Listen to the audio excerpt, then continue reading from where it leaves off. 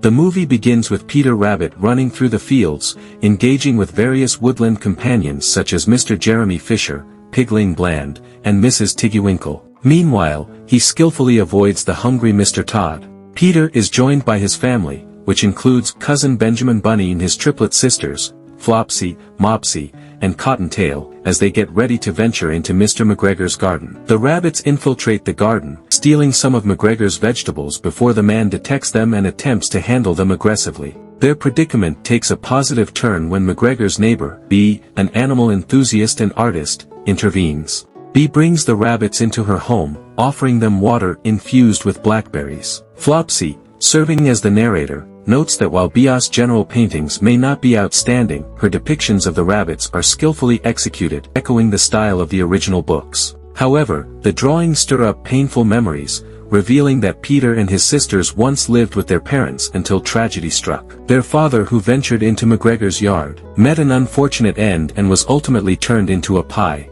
With their mother also absent, Bee takes on the responsibility of caring for the rabbits. Peter hurries back to McGregor's yard to retrieve his father's jacket inadvertently left behind. As he grabs the jacket and attempts to depart, McGregor ensnares Peter, poised to harm him. However, just as McGregor is about to execute his plan, nature intervenes, delivering a fatal heart attack to McGregor. Following the removal of McGregor's body in an ambulance, Peter is overjoyed and extends an invitation to all the animals. With McGregor's house now unoccupied, they can revel in the freedom to eat and engage in any activities they desire. Before we continue with this interesting movie, please consider subscribing because we have more videos like this to upload to the channel. It only takes one click. You can also like and share if you love the video. Now back to the video. In London, Thomas, Domhnall Gleeson, McGregor's great-nephew, diligently maintains a toy store, anticipating a coveted promotion. Unexpectedly, he is summoned to meet with the store's general manager, who discloses Mr. McGregor's demise and bequeaths McGregor's house to Thomas, a great-uncle he was unaware of. Disheartened by the news of losing his anticipated promotion to a colleague, Thomas succumbs to a fit of rage, causing havoc in the store and resulting in his termination. However, he later discovers the potential for refurbishing McGregor's house and putting it on the market. Intent on capitalizing on this opportunity, Thomas plans to sell the house and establish his own toy store, aspiring to rival the one where he formerly worked. He then takes a cab to the countryside in pursuit of the house. The animals throw a lively party in McGregor's house, leaving behind a considerable mess just before Thomas arrives. In a sudden scramble, everyone scurries and hides as Thomas enters and takes in the chaotic scene. As he settles onto the couch, he unexpectedly discovers Pigling, prompting both of them to scream in surprise. The commotion forces the animals to hastily flee from the house. Come morning, Thomas initiates the task of tidying up the house. Subsequently, he begins the process of sealing off any openings into the garden, causing disappointment for Peter.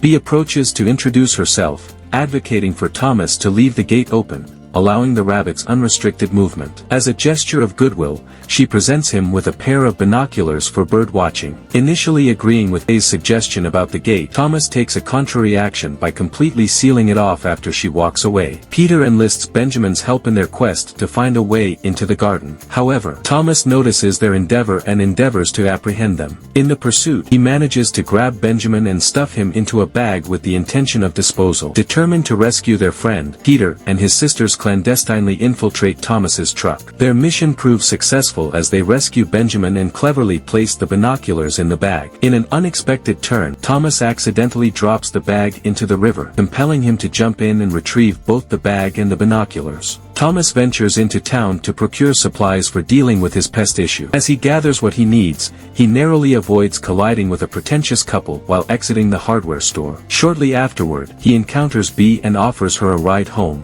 Meanwhile, the rabbits attempt to hitch a ride on the back of Thomas's truck, but they are ejected when it accelerates too rapidly. Despite the setback, they skillfully hop back on. During the ride, Peter observes with a tinge of jealousy that Bee seems to be developing a fondness for Thomas. Thomas and Bee continue to spend more time together, much to Peter's dismay, as he has always regarded Bee as a mother figure. The tension escalates when Peter enters Bee's painting room while Thomas is present, giving the impression that they are getting along. However, when Bee is out of the room, a quarrel ensues between Peter and Thomas, culminating in Peter accidentally using a brush to paint over one of Bee's paintings. Incensed, Bee becomes upset and relegates Peter to stay outside. The animals decide to retaliate against Thomas by setting up rabbit traps in his bed and strategically placing rakes and hose for him to step on, causing him harm. In response, Thomas sets up various traps around the yard, including an electric fence smeared with peanut butter to deter any tempted intruders. Mrs. Tiggywinkle falls for the peanut butter trap, resulting in a non-fatal electrocution that causes her to shoot quills at the other animals. In a countermove, Peter and his sisters retaliate by rewiring the electricity, causing Thomas to receive shocks until he eventually passes out in the garden. Upon waking up,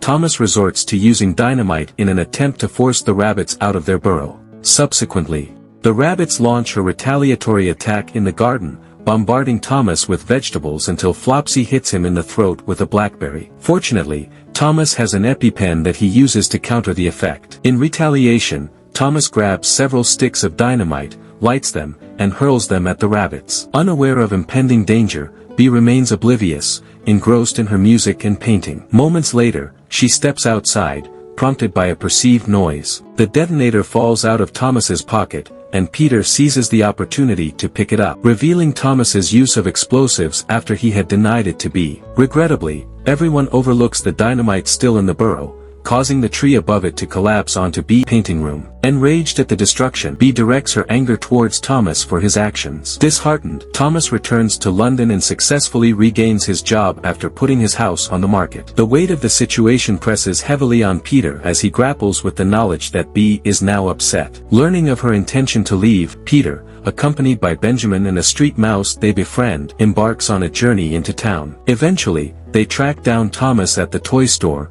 sparking a pursuit that leads them into an employee closet. Within the confines of the closet, Peter takes the initiative to engage Thomas in conversation. Expressing genuine remorse for the chaos that unfolded, Peter offers a sincere apology and seeks Thomas's assistance in persuading Bee to stay. Touched by Peter's sincerity and realizing the impact of his actions, Thomas decides to initiate a truce. He chooses to leave the store for good, signaling a newfound understanding and collaboration between him and the rabbits, with the shared goal of convincing Bee to remain. Following a lengthy journey back to the countryside, Thomas manages to intercept Bee just before she departs in a cab. In a heartfelt moment, Thomas apologizes for his actions and credits Peter with helping him make amends. Initially skeptical, Bee's doubts dissolve when Peter retrieves the detonator from his jacket and hands it to her. Touched by the gesture, Bee forgives Thomas for his past missteps. However, a new challenge surfaces as Thomas discovers he cannot return home, as the house has been purchased by the same snobbish couple he encountered in town at the hardware store. In a display of unity, Peter and his friends spring into action, utilizing their clever traps to send the couple fleeing, clearing the way for Thomas to reclaim his residence. In the final chapter,